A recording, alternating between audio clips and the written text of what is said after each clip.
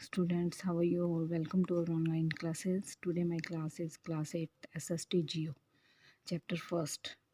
तो हमने last video में नेचुरल रिसोर्सेज के बारे में पढ़ा था कि रिन्यूएबल और नॉन रिन्यूएबल क्या होते हैं। आज हम पढ़ेंगे human made resources. Sometime natural substance become resources only when their original form has been changed.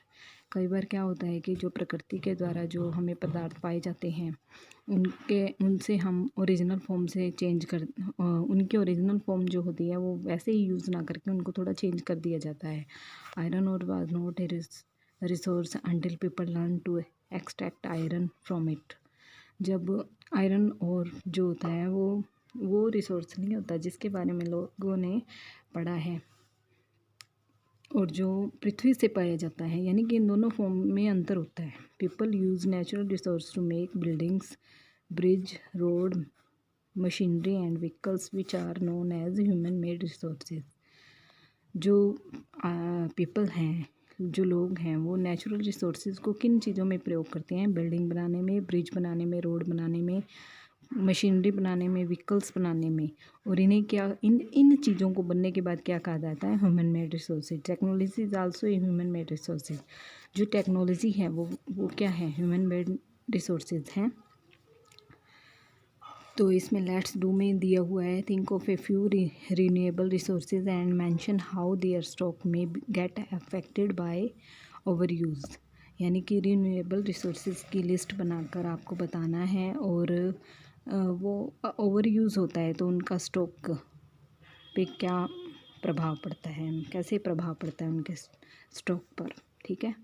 So people like us to use natural resources to make human made resources, said Mona, nodding in understanding. Yes, said Raju. So people like us use natural resources to make। तो इसीलिए लोग क्या हैं? Natural resources और मनुष्य के द्वारा बनाए गए रिसोर्सेज को मोना ने जानने की कोशिश के द्वारा पूछा, इसीलिए पसंद करते हैं। हाँ, राजू ने कहा ह्यूमन रिसोर्सेज। अब ह्यूमन रिसोर्सेज क्या होते हैं? People can make to best use of nature to create more resources when they have to known skill and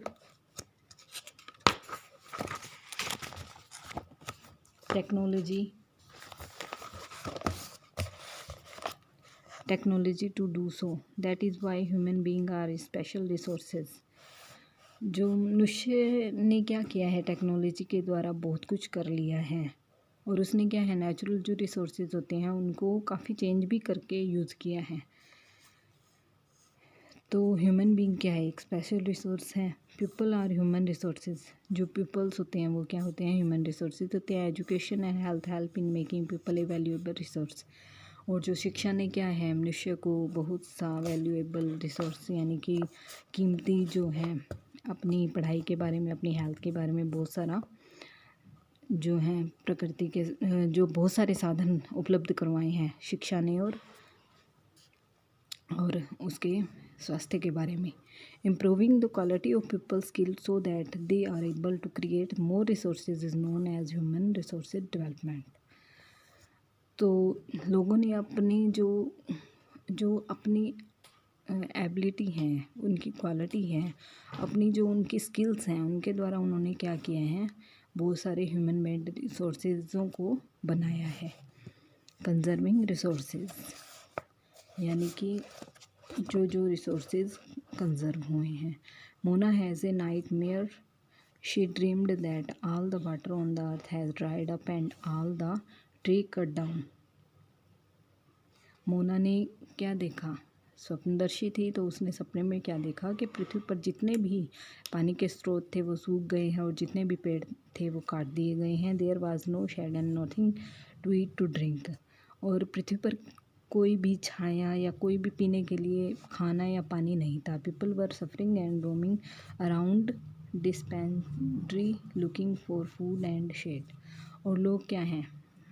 चारों तरफ फैले हुए थे और छाया और खाने पीने और के लिए सफ़र कर रहे थे। यानी कि वो क्या है, खाना पीना ढूंढ रहे थे, मजबूर थे, ऐसा कुछ उसने क्या है ड्रीम में देखा। She told her mother about the dream.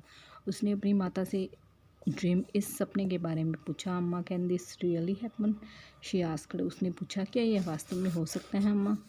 Yes, अम्मा रिप्लाइड। हाँ, अम्मा ने कहा। If we are not careful then even renewable resources can become very scarce and then non renewable ones can definitely get एग्जीक्यूज्ड।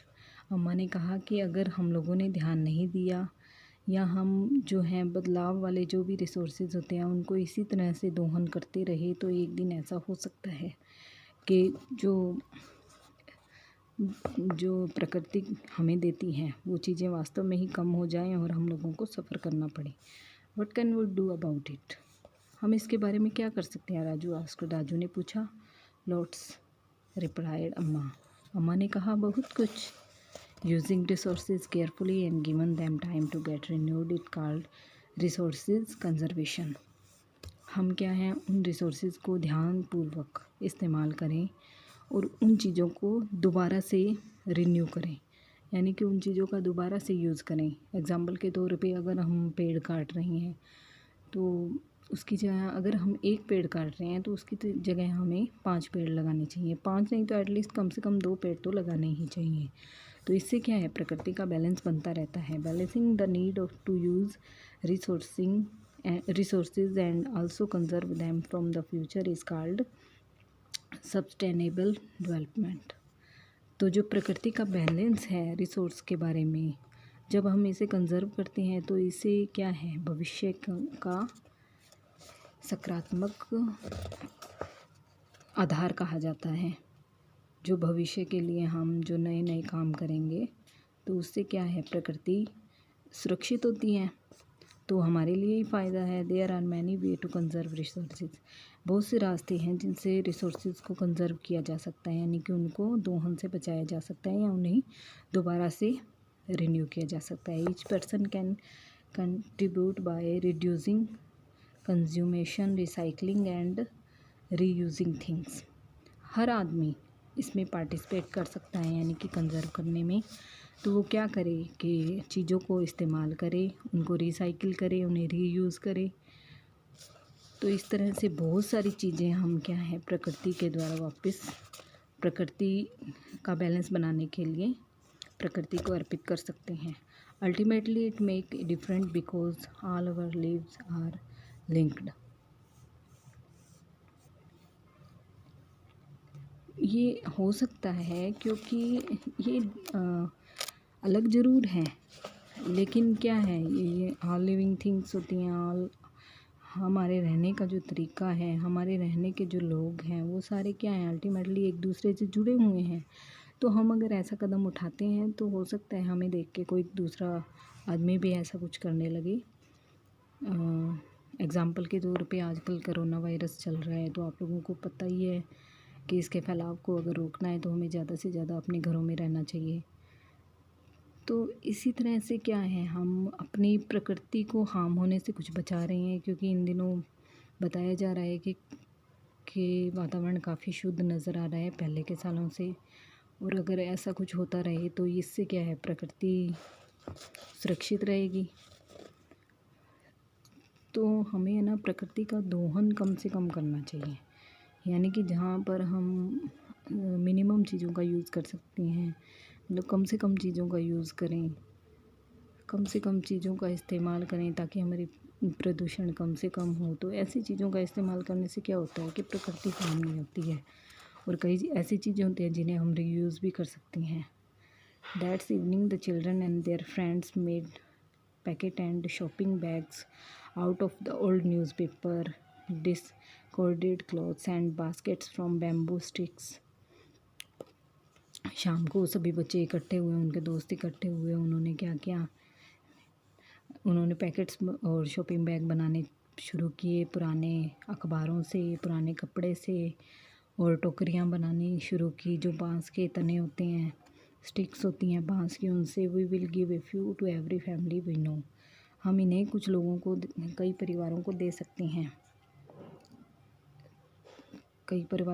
सकते हैं, sad Mona. Mona ने कहा after all it is for a very good cases. और ये क्या है, बहुत अच्छा तरीका है। सैड मुस्तफ़ा। मुस्तफ़ा ने कहा to save our resources and to keep our earth alive. तो इससे क्या है, हम अपने रिसोर्सेज को बचा सकते हैं और अपनी पृथ्वी को बचा भी सकते हैं। तो आई होप आज के लिए काफ़ी लंबी वीडियो हो चुकी है। तो ओके स्टूडेंट्स, इससे आगे का थोड़ा सा आपका चैप्टर रह गया, नेक्स्ट वीडियो में करते हैं। Okay, thank you.